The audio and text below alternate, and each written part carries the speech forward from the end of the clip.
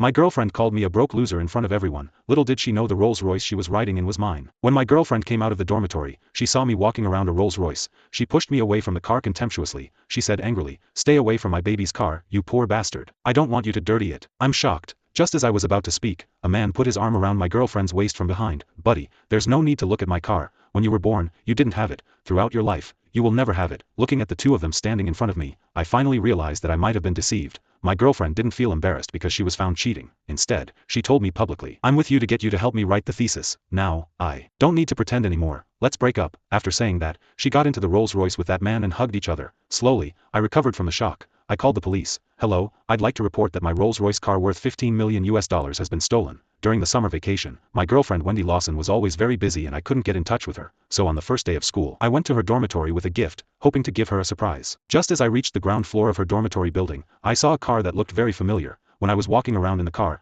Wendy came out of the dormitory. As soon as she saw me, she gave me an angry look and said impatiently, "Could you please stop staring at other people's cars like that? How shameful you are." I was just about to explain that this car was mine, but I was very curious about why it was parked here after I sent it for car washing. But before I could say a word, a man hugged Wendy and kissed her right in front of me. Seeing my shocked expression, he smiled smugly and asked, "Baby, didn't you tell me long ago that you broke up with this poor bastard? What is he doing here now?" At first, I wanted to ask her when they broke up, but Wendy just gave me a fierce look and said, "This is the fate of losers." Once he couldn't accept the breakup and kept pestering me. That person replied with an, Seeing me looking at that Rolls-Royce from time to time, he couldn't help laughing again. "Buddy, it's meaningless to look at my car. When you were born, you didn't have it. Throughout your life, you will never have it." Wendy gave the man a smile I had never seen before and said, "By the way, stay away from my baby's car. I don't want you to dirty it." The man waved his hand coldly and said, "It doesn't matter. Just let him have a look. If he dirties it, I'll buy another one. The last thing I lack is money." I pointed at the car in surprise and asked doubtfully, "Do you mean this car is yours?" The man snorted, took out the car key, remotely started the car and said, "If this weren't my car, how could I have the car key? Besides, if it's not mine, could it be yours?" Seeing him take out the car keys, I immediately understood that this person must be a car washer, so he took my car keys.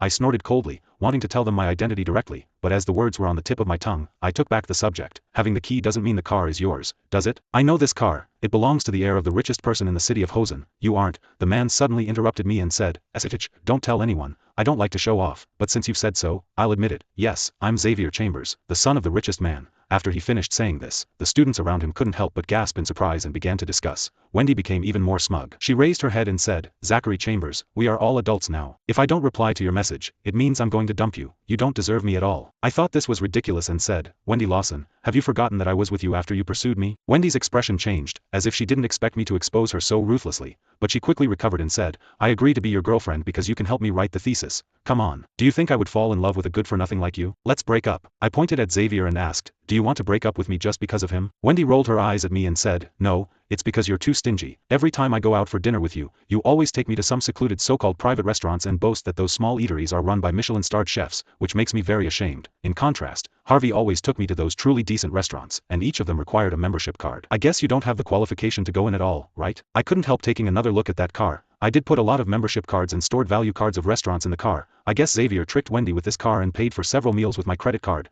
Wendy has been belittling me to amuse Xavier. I was too lazy to argue about being with her, and then picked up the phone and called my boss. "Professor Lewis, I need to revise the paper I submitted." "Yes. It is mainly about deleting the second author. I wrote this paper all by myself." As soon as I hung up the phone, Wendy's expression changed. She stomped her feet anxiously and spat. "How could you ask the professor to cross my name off the test paper? Do you know that my graduation will be postponed without this thesis? You can't cross out my name, otherwise, I just gave her a cold look and asked coldly, "Otherwise? Or will you break up with me?" Wendy was so anxious that she almost burst into tears. She knew very well that I wouldn't let her be the second author again, so she nestled in Xavier's arms and said pitifully, "Baby, what should I do? I couldn't graduate without this thesis." Xavier took out his mobile phone and said to me, "As long as you change the author of the paper to the name of my baby, I'll give you $5,000. I asked motionless, "Only $5,000? As the son of the richest person, is this all you can offer? It should be at least $500,000, shouldn't it?" Xavier's face sank. A car washer like him couldn't possibly come up with $500,000, so he turned around to look at Wendy and comfort her. "Baby, this is just a piece of paper. We don't need it. Considering our wealthy family, it doesn't matter whether you graduate or not. I won't despise you for this." At Javier's guarantee, Wendy finally looked much better.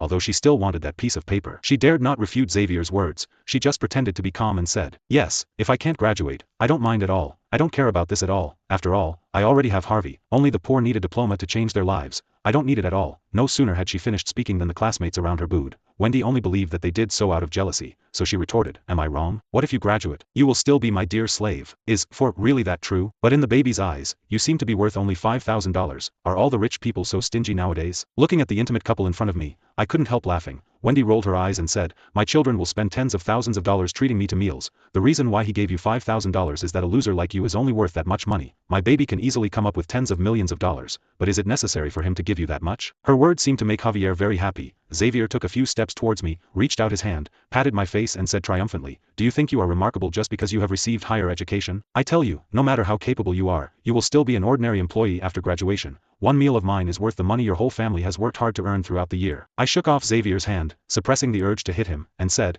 then you two must be together and never break up. Wendy touched her flat belly and said, of course not. I already have Harvey's child. We are solid. How could we break up? After saying this, Xavier burst into laughter and said to me, ha ha ha ha ha, are you jealous? One said that at most you only touched her hand. How do you know how close one and I are? You'll never know how passionate one is in your entire life. Wendy wasn't angry at his words. On the contrary, she looked at me contemptuously and said, after he held my hand, I felt sick for a long time. I kept washing until my hand was almost peeling. Perhaps it was because of the distinctive smell of such a poor fellow like him that I still felt my hands were uncomfortable. Having said that, she put her arm around Xavier and left directly without even glancing at me. When they left, I stared at them, neither stopping them nor exposing Xavier. I'm just a little curious to know if Wendy would regret committing suicide if she knew that I, instead of Xavier, was the son of the richest man in Horsen. The next day, I went to Wendy's dormitory building again to wait for her. It was not until the afternoon that Wendy came back from outside, still wearing yesterday's clothes and looking very tired. From her expression, I could tell that she was very tired last night. As soon as Wendy saw me, she rolled her eyes and said sternly, don't you know when to stop? I've already told you that we broke up. Why are you still pestering me? I already have a boyfriend. It's impossible for me to get back together with you. Do you understand? I nodded and replied, I understand, but I'm not here to get back together with you. Then why are you here? Wendy was stunned for a moment because she didn't expect me to answer like this. I showed her several A4 papers and said, since you said yesterday that we broke up and you never loved me, shouldn't you return the gift I gave you to me? In fact, this is the reason why I didn't expose Xavier yesterday.